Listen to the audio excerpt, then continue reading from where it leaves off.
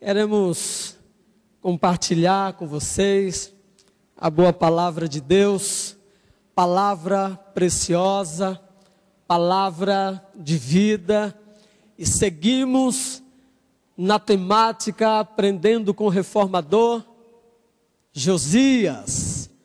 Quarta-feira, exatamente dia 31, o mundo inteiro, em especial o mundo ocidental, celebrou os 500 anos da reforma protestante, onde foi evidenciado ali os fundamentos da fé cristã reformada, onde se fundamenta com as premissas: só Cristo é o Salvador, só as Escrituras, a autoridade soberana na igreja, só a fé, só a graça e só a Deus glória, né?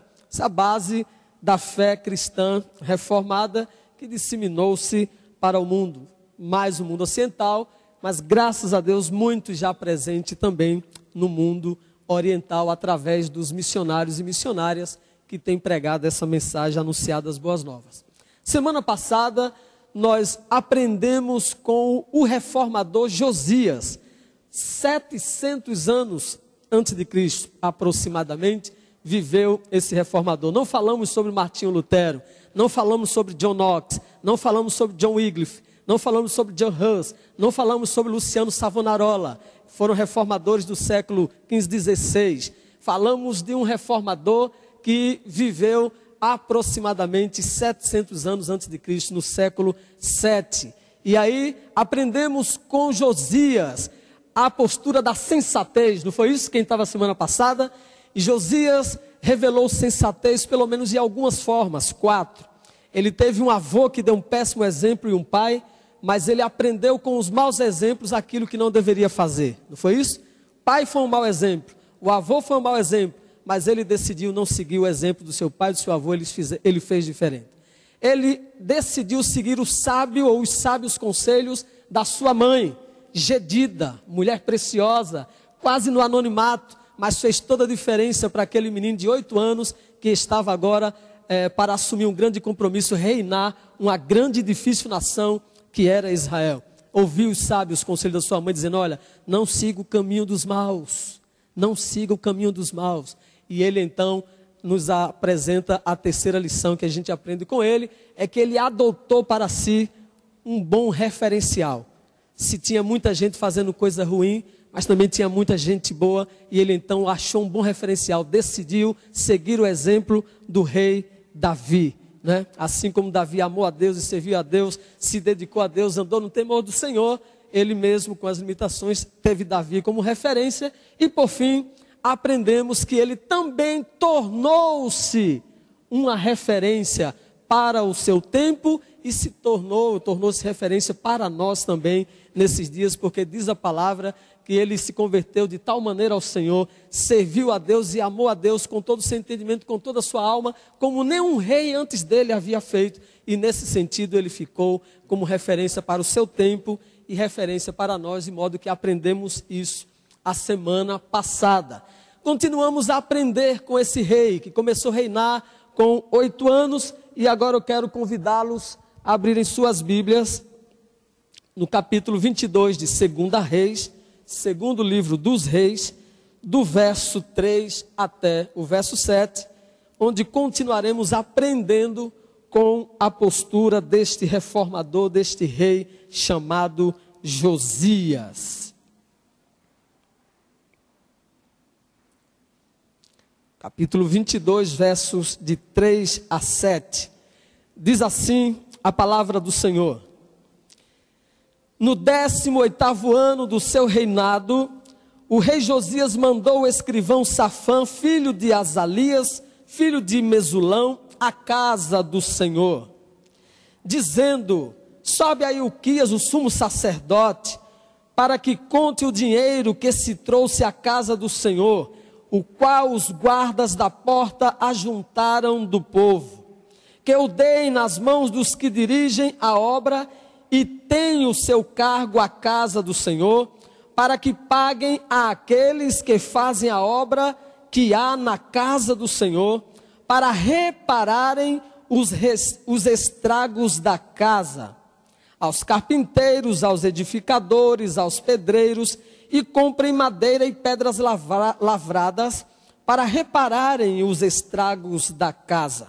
Porém, não se pediu conta do dinheiro que se lhes entregara nas mãos, porquanto procediam com fidelidade. Vamos orar? Amado Deus, querido Pai, agradecemos ao Senhor pela benção da vida, agradecemos ao Senhor pelo privilégio de nos congregarmos aqui, com liberdade no Senhor, para louvar-te, para adorar-te, na companhia dos nossos irmãos e irmãs. E agora, Senhor, somos muito gratos, porque temos a bênção de ter conosco a preciosa palavra do Senhor. Que o Teu Santo Espírito ilumine nossas mentes e corações, a fim de que possamos receber, entender e termos a graça de colocar em prática a Tua palavra, que aprendemos hoje na instrumentalidade do rei Josias. Fala conosco, através do Teu bom Espírito, fala com cada um de nós, em nome do Senhor Jesus. Amém, amém. Então o tema específico dessa noite é reforma, né? O tema da semana passada foi sensatez. Aprendemos com o rei Josias hoje sobre a reforma. Salomão, grande rei, filho de Davi, construiu um templo para o Senhor no ano de 968 a.C. Depois de Salomão, vieram alguns reis. Com a morte de Salomão, dividiu-se Israel em reino do norte e reino do sul. Reino do norte, Israel; reino do sul, Judá. E foram muitos que reinaram, tanto no norte como no sul. E aí, no decurso da história de Israel, muitos desses reis, ou a maioria deles, não estavam muito aí. Se você ler, mais uma vez repito, a maior parte desses reis, quando nós lemos, fala assim: e viveu tal rei tantos anos, e reinou, e fez o que era mal aos olhos do Senhor. Ora, tendo essa postura, eles não estavam nem aí para o templo que foi construído. Eles não estavam nem aí para a casa do Senhor, como era vista naquele contexto.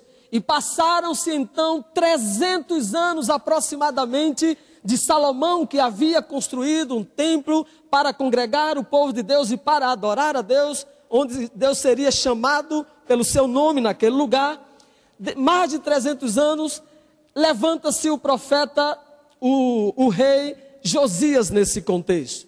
E quando Josias começa o seu reinado, logo cedo, Josias decide, diferentemente dos outros reis, buscar a Deus. E aí, qual é a primeira iniciativa que Josias tem no seu reino, no seu governo? Josias decide fazer uma reforma no templo. E ao agir dessa forma, Josias estava entendendo que toda a nação precisava passar por uma reforma. Havia muitas coisas que precisavam ser reformadas. Havia muitas coisas que precisavam ser mudadas. Havia muitas áreas na vida, na caminhada do povo, que precisavam serem reformadas.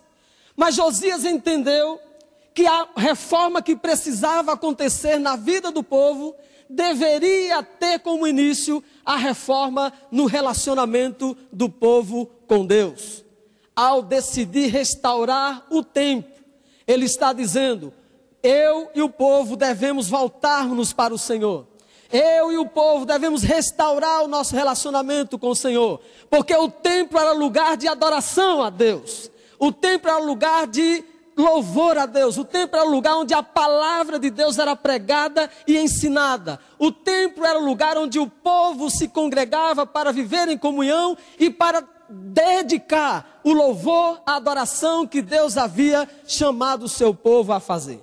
Então, quando Josias toma essa iniciativa de reformar o templo, ele está dizendo: Deus será prioridade no meu governo. Deus será prioridade no meu reinado. E, portanto, para fazer as reformas que precisamos fazer, precisamos começar com a reforma do nosso relacionamento com o Senhor nosso Deus. Eis a proposição da mensagem desta noite. Eis a verdade que vai nortear a mensagem desta noite, e eis a mensagem que no primeiro momento nos é transmitida na atitude do rei Josias, essa que nós estamos apresentando. As reformas que precisamos na vida começam pela reforma do nosso relacionamento com Deus. Você pode ler isso? Vamos ler junto? As reformas que precisamos na vida começam com a reforma do nosso relacionamento com Deus. E aí nessa postura de Josias, de perceber uma necessidade de reforma, nós queremos destacar pelo menos 4 lições que aprendemos no processo de reformar.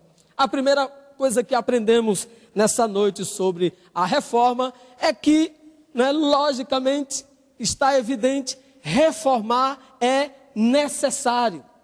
Reformar é necessário. Por que reformar é necessário? Porque tudo com o tempo se desgasta, tudo é perecível, tudo precisa de reparos. A casa que nós construímos, o carro que nós compramos, o computador, a ferramenta de trabalho, tudo que nós temos de material precisa um dia ser reformado, porque com o tempo se desfaz. Mas estamos falando de bens materiais. Existem bens também imateriais. É necessário muitas vezes reforma nas motivações, na espiritualidade, no conhecimento, nos relacionamentos afetivos, nos princípios, nos valores, na fé. Sim, bens imateriais também precisam de reforma. A reforma é necessária porque tudo nessa vida passa por alterações.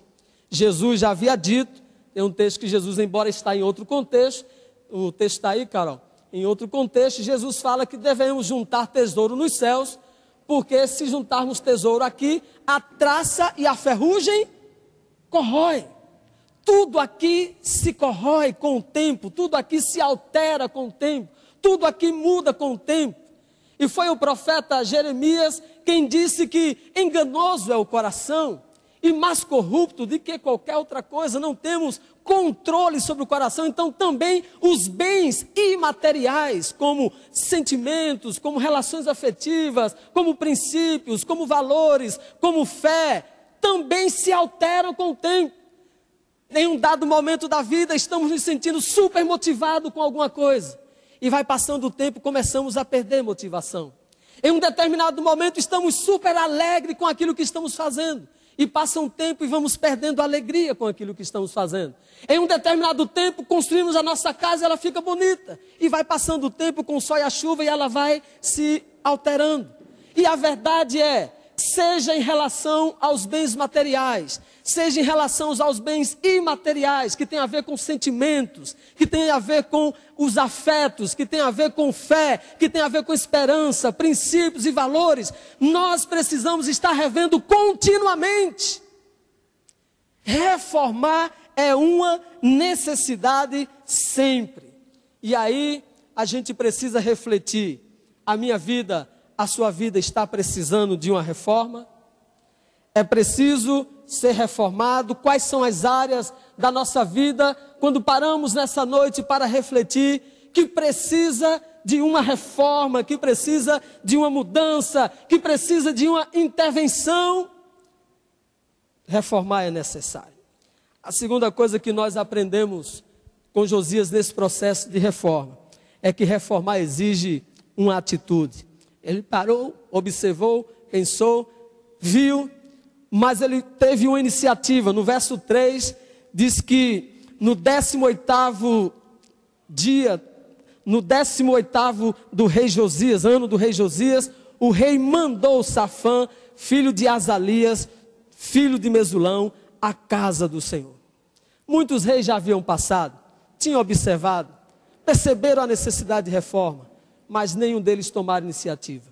Josias olhou logo cedo, ainda jovem, percebeu o templo que um dia era tão bonito, que um dia era tão imponente, que um dia inspirava tanto, agora deteriorado com o tempo, certamente com algumas rachaduras, porque eles precisam de reparo, certamente com a pintura já completamente desfigurada, certamente com algumas alterações que já não correspondiam com a beleza que tinha antes. E Josias então não só percebe que é necessário reformar, mas ele toma a iniciativa. ele toma uma atitude. E aí, queridos irmãos e irmãs, todos nós corremos os riscos de percebermos até alguns desgastes na nossa vida, em alguma área de nossa vida. Até diagnosticamos algumas áreas que precisam de reformas, que precisam de mudança. Áreas que estão desgastadas, às vezes áreas materiais e imateriais. Às vezes diagnosticamos que o nosso casamento não está muito bem. Às vezes diagnosticamos que o relacionamento com o nosso filho não anda muito bem. Às vezes diagnosticamos que a nossa espiritualidade não anda muito bem. Às vezes diagnosticamos que as nossas amizades não andam muito boas. Às vezes diagnosticamos que paramos no tempo, não estamos mais crescendo. Mas só diagnosticamos, só percebemos e não tomamos nenhuma iniciativa. E Josias nos ensina o seguinte: não vale só diagnosticar, perceber que precisa de reforma algumas áreas de nossa vida. Nós precisamos ter atitude. Então ele, como rei, manda que alguém possa estar indo, tomando a iniciativa de fazer as averiguações para poder então agir, fazer o que precisa ser feito. Andy Stanley escreveu o seu livro Líder da Próxima Geração. Ele disse uma frase interessante. Ele disse que para que uma organização, ministério, negócio, relacionamento progrida, é preciso mudar. É preciso mudar. E aí, John Maxwell, no seu livro Você Faz a Diferença, diz: a atitude de uma pessoa não é algo determinado, é uma escolha. Então nós vamos perceber áreas que precisam de mudança. Nós vamos perceber áreas que precisam de reforma. Precisaremos ter atitude, mas essa atitude não já vem pronta. Nós não nascemos com ela. Nós precisamos escolher. Nós precisamos decidir. Nós precisamos tomar a iniciativa para então fazer o que é necessário ser feito. Eu não sei se procedem, atribuem-se uma frase a Albert Einstein. Ele diz que, segundo essa frase que é atribuída a ele, diz que a insanidade, a definição de insanidade seria você fazer sempre as mesmas coisas e esperar resultados diferentes. Se tivermos sempre as mesmas posturas, se não tivermos atitudes diferentes, se não decidirmos mudar, tudo continuará do mesmo jeito. Ainda que percebamos áreas que precisam mudar para melhor, se não tivermos iniciativa, tudo certamente continuará da mesma forma. Então isso nos ensina que eu e você é quem decidimos reformar as áreas da nossa vida. Nós decidimos se vamos tomar alguma atitude ou não. Nós decidimos se a nossa atitude será positiva ou negativa. Nós decidimos se vamos começar ou vamos procrastinar. Se vamos mudar ou permanecer do mesmo jeito. E aqui, um grande desafio é nós vencermos a procrastinação. E o que é isso?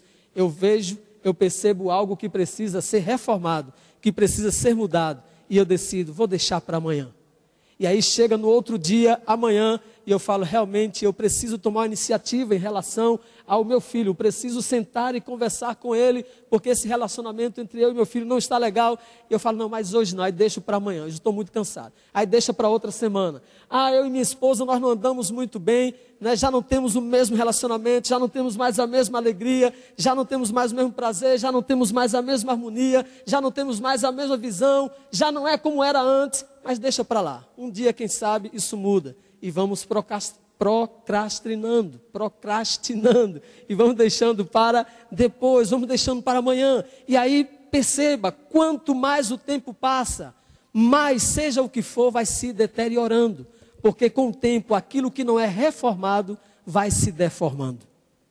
Com o tempo, aquilo que não é reformado, vai se deformando. E quanto mais tempo passa sem tomarmos uma iniciativa, sem termos uma atitude para reformar o que precisa ser reformado, mais vai se deformando, mais vai se deteriorando, correndo risco, seja lá em que área for, de não ter mais como recuperar. Você já viu aquela situação que você chama alguém para fazer uma reforma e o camarada fala assim, olha, é melhor derrubar, é melhor destruir. Não tem como fazer uma reforma porque está muito comprometido. Então nós aprendemos com o nosso querido rei Josias que nós precisamos ter atitude. Qual é a área da sua vida, da minha vida, da nossa vida que nós precisamos reformar? Quanto tempo você está procrastinando? Quanto tempo você está deixando para depois? É necessário decidir para que aquilo que está se deformando possa assumir uma nova forma e possa ser prazeroso, possa dar satisfação, possa dar alegria e tenha estrutura e consistência para continuar. Terceira lição que nós aprendemos com o rei Josias é que reformar não só exige atitude, mas reformar também exige investimento. Reformar exige ou demanda investimento. O verso 4 está escrito assim: sobe a Ilquias, o sumo sacerdote, para que faça a soma do dinheiro que se tem trazido para a casa do Senhor. Ele mandou que fosse lá, encontrasse o sumo sacerdote e recolhesse os valores que fosse levado à casa do Senhor, porque esses valores deveriam ser investidos para fazer a reforma da casa do Senhor. Não existe reforma sem um preço a ser pago. Não tem como reformar sem investimento. E aí pense, quanto maior for a reforma, maior terá que ser o investimento que você, que eu, precisaremos fazer. A minha casa, a nossa casa que nós moramos, tinha tanta coisa para fazer, que quando nós fizemos um cálculo, o valor que a gente precisou investir na nossa casa dava quase que para comprar uma outra casa, verdade? É claro.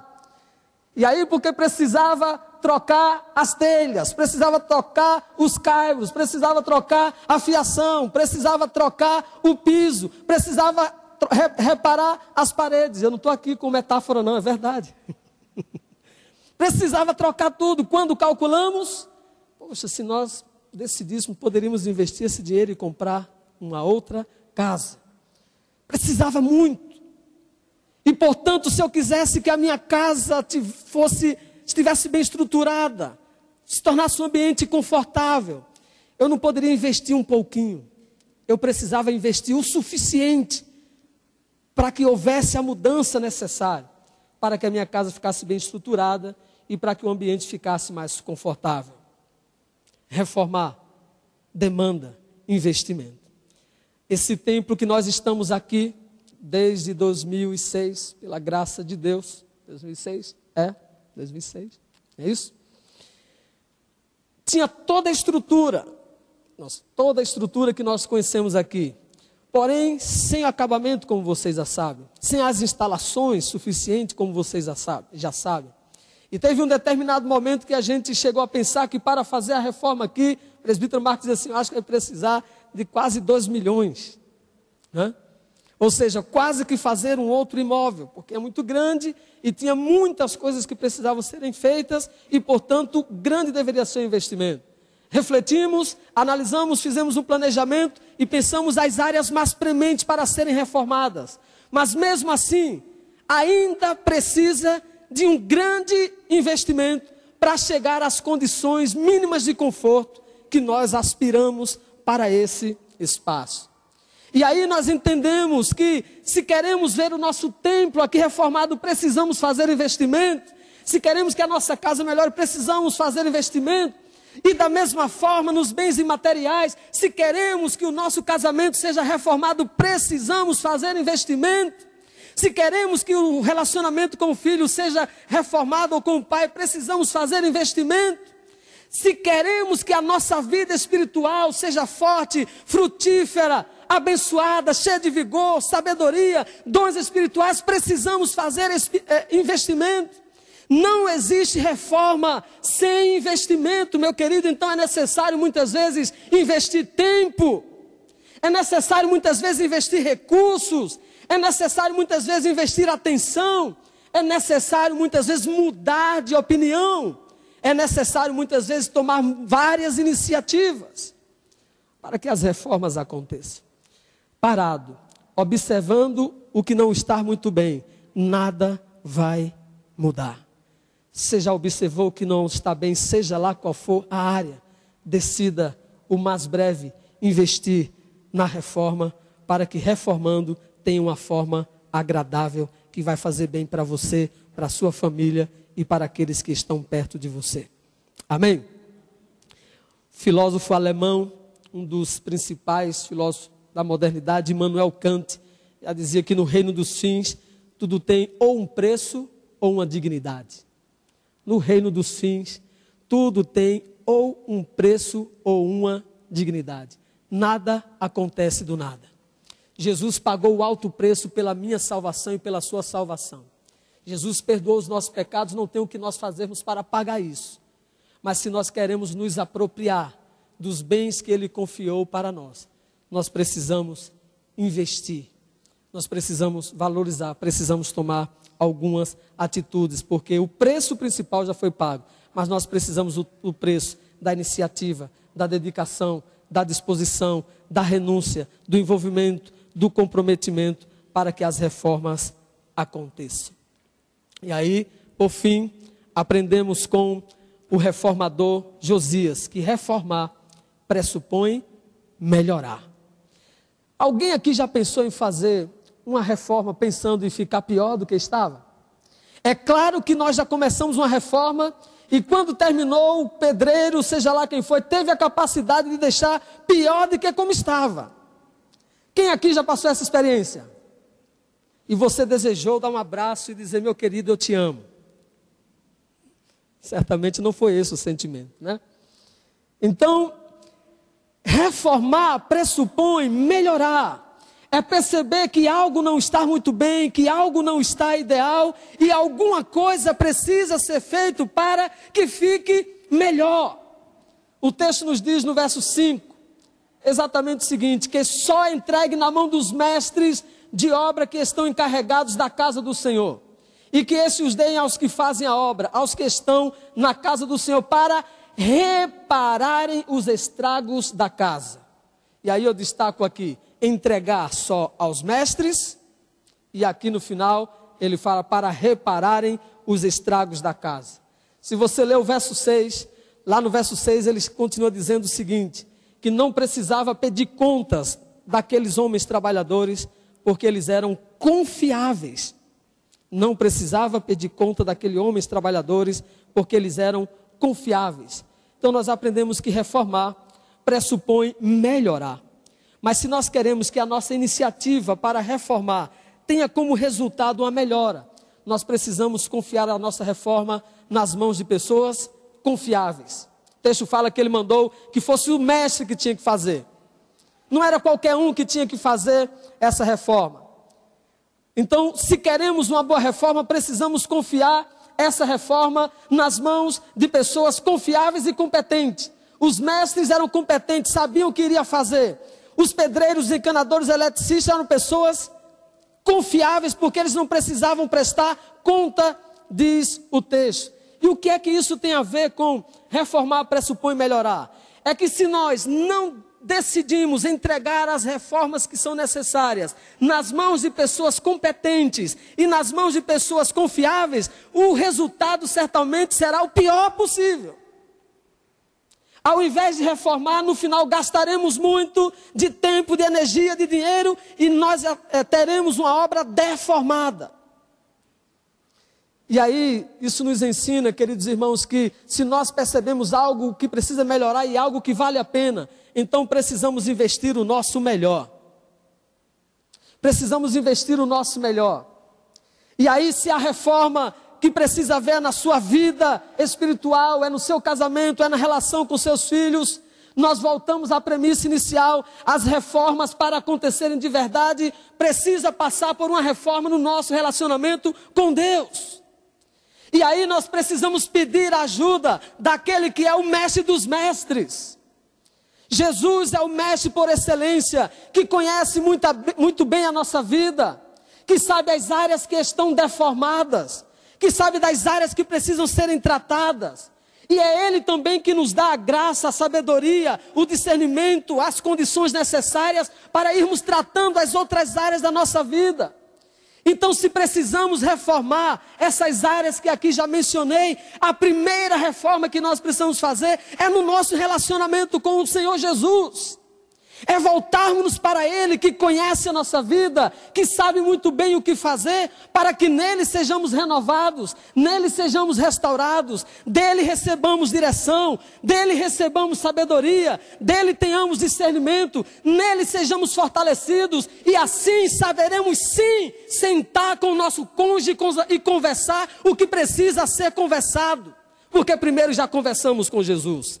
E assim saberemos sentar com nossos filhos e conversar com eles do que precisa ser conversado, do modo certo, do jeito certo, no tempo certo, porque já conversamos com Jesus. E assim saberemos tratar na relação com o nosso chefe algo que precisamos tratar, porque já conversamos com Jesus sobre isso e Ele vai nos orientar. E assim saberemos tratar com os nossos empregados, porque a respeito de tais problemas, já conversamos com Jesus e Ele então já nos orientou. E assim o pastor saberá como tratar cada uma de suas ovelhas, porque antes de tratar com elas, já conversou com Jesus, já tratou sua vida com Jesus, e assim está procurando, saberá como tratar.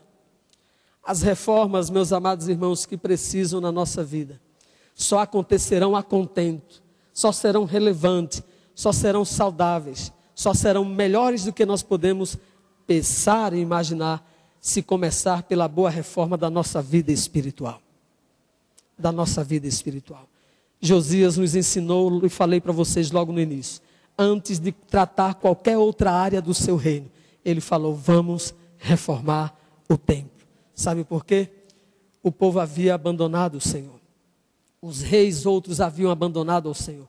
Nós vamos ver mais na frente, o abandono era tão grande que eles tinham perdido o livro da lei. Muitos anos o livro da lei estava perdido no templo. Imagine, a palavra de Deus perdida na casa de Deus.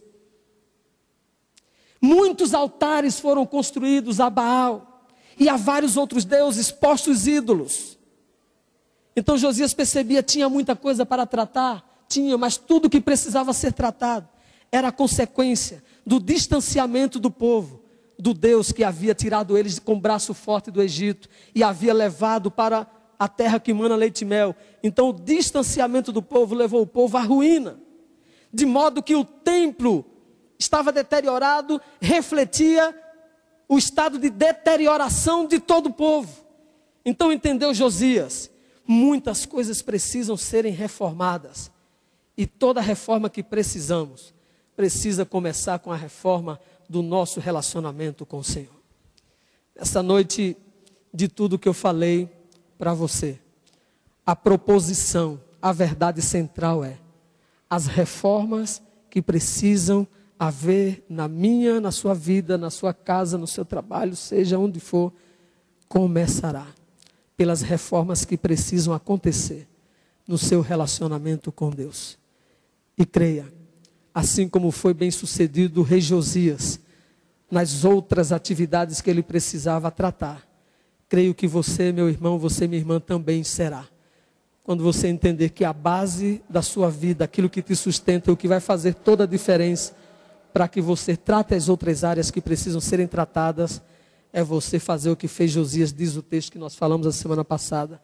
Voltar-se para o Senhor de todo o seu coração, de todo o seu entendimento, de toda a sua alma e buscar dele a direção para que ele te oriente em tudo o que você precisa fazer. Precisamos de uma reforma. Reforma sempre. Eu preciso, você precisa. Eu luto firmemente contra aquilo que falei aqui nessa noite. Procrastinação. Tem uma tendência a querer deixar para amanhã aquilo que eu preciso fazer hoje. E graças a Deus, pela graça de Deus, tenho vencido essa tal procrastinação. É possível vencer. E eu quero encorajar você nessa noite a refletir, onde é que precisa de reforma na minha vida? Qual a área, ou quais as áreas que estão precisando de reforma na minha vida? E aí, pensando nisso, não deixe que se torne prática na sua vida esse palavrão que eu falei aqui, procrastinação. Quanto mais você deixar para amanhã, para depois, mais a situação pode ficar difícil, mais distante você pode ficar, mais distante o seu filho pode ficar, mais distante o seu cônjuge pode ficar, mais distante o seu amigo pode ficar, maior o problema pode ser no seu trabalho, na sua casa, na sua igreja. Então, aproveite essa palavra que Deus ministrou para você e para mim e peça para Deus: Deus, me ajude, me dê graça. Quero sair daqui decidido a tomar algumas atitudes para reformar tal área da minha vida. Talvez o coração, sentimento, talvez relacionamento. Quero orar por você. Vamos orar? Coloque sua vida diante de Deus. E se, enquanto nós estávamos ministrando uma palavra, ficou claro para você que você precisa de uma reforma, ou ficou claro exatamente a área que precisa de uma reforma, você coloca isso diante de Deus. Não precisa vir à frente, onde você está. Eu quero orar por você.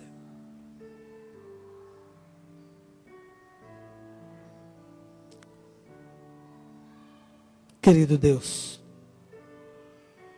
amado Pai, rendemos nossas vidas todos diante de Ti.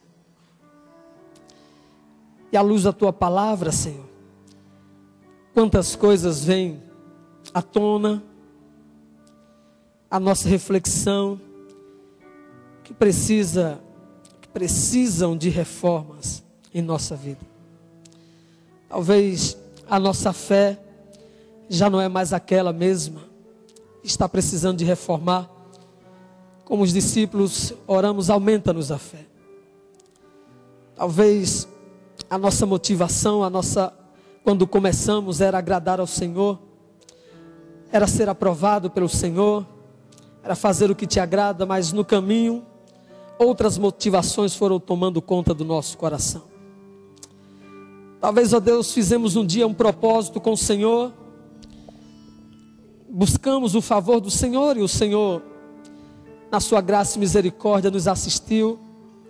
Estávamos cheios de motivação, de alegria, Senhor, de te honrar, mas o tempo foi passando e, ó Deus, fomos esfriando no propósito de te glorificar, de te agradar.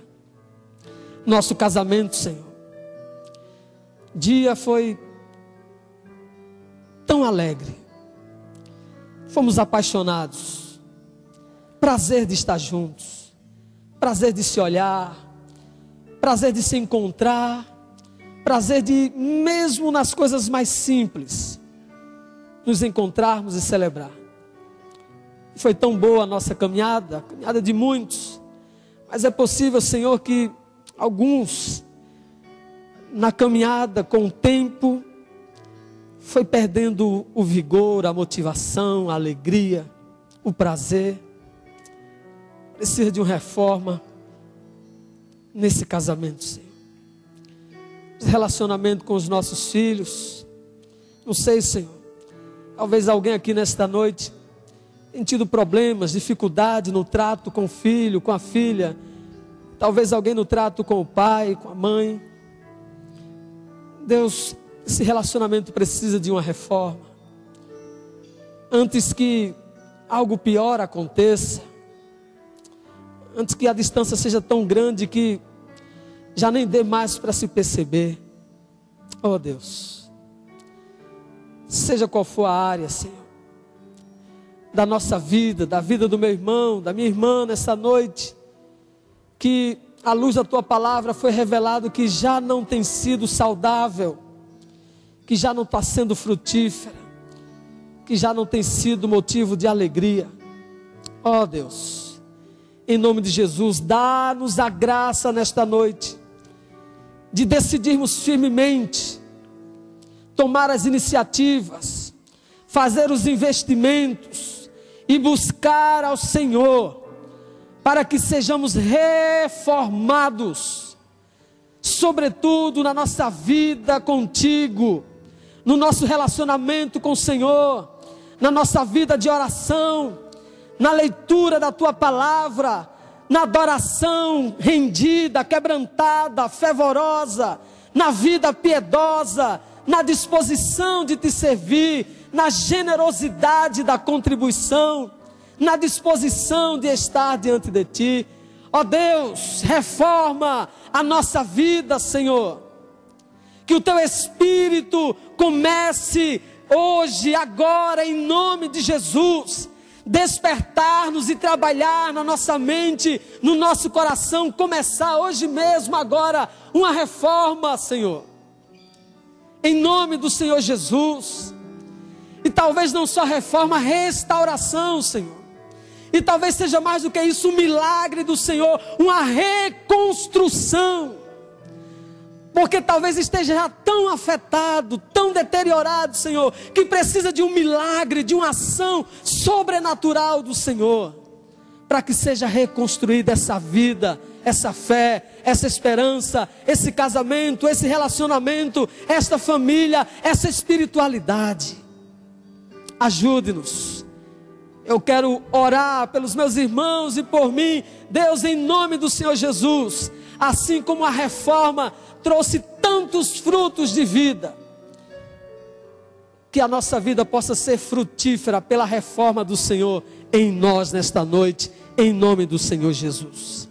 Para a glória e louvor do teu santo nome, oramos com gratidão. Amém. Tem coisas que jamais vamos conseguir fazer ou mudar se não for com a ajuda de Jesus.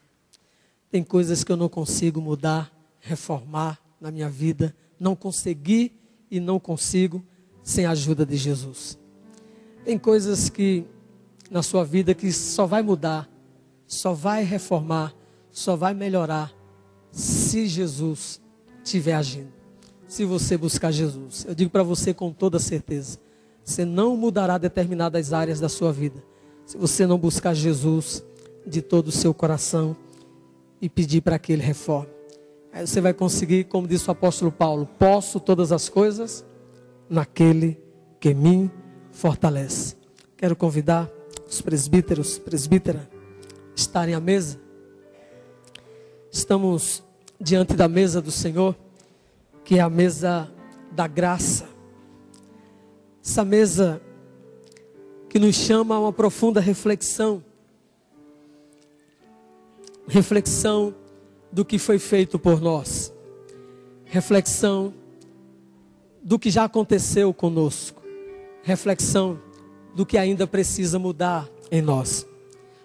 O apóstolo Paulo, quando escreve aos Coríntios, no capítulo 11, a respeito da Santa Ceia do Senhor, ele diz, a partir do verso 23, porque eu recebi do Senhor o que também vos entreguei, que o Senhor Jesus, na noite em que foi traído, tomou o pão, e tendo dado graças, o partiu e disse, isto é o meu corpo que é dado por vós, fazei isto em memória de mim. Por semelhante modo, depois de ter ceado, tomou também o cálice, dizendo, este é o cálice da nova aliança no meu sangue. Fazei isto todas as vezes que o beberdes, em memória de mim. Porque todas as vezes que comerdes este pão e beberdes o cálice, anunciais a morte do Senhor até que Ele venha.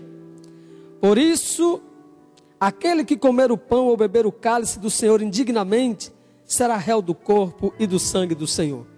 E aí uma reflexão profunda. Examine-se, pois, o homem a si mesmo, e assim coma do pão e beba do cálice. Pois quem come e bebe sem discernir o corpo, come e bebe juízo para si.